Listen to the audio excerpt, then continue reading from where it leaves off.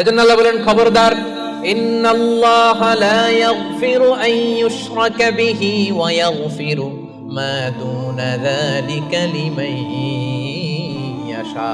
রব্বুল আলামিন চাইলে তোমার সব গুনাহ ক্ষমা করে দিতে পারে, কেবলমাত্র শিরকের গুনাহ ছাড়া। তিনি সব গুনাহ ক্ষমা করে দেয়, শিরকের গুনাহ ক্ষমা করে।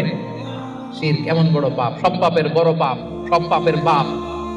এটা একটা ক্যান্সার, এটা নাই কোনো অ্যানসার। লা ইন আশরাকতা, আল্লাহ সব নবীকে ভার্ডিক্ট করে দিয়েছে, জানাই দিয়েছে, লা ইন আশরাকতা লা ইয়াহবাতান্না আমালুক ওয়া লা তাকুনান্না মিনাল খাসিরিন।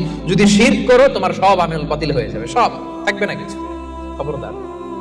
এজন্য আমরা একজনের কাছে যাবো, তিনি কে? লা ইয়াদউনা মা আল্লাহি ইলাহান আখার। রহমানের বান্দারা আল্লাহর নাম কিছুক্ষণ জপে, এরপর আরেকজনের নাম জপে, এরকম করে? সব সময় একজনের নাম জপতে হবে। চিল্লায়া বলেন, তিনি কে?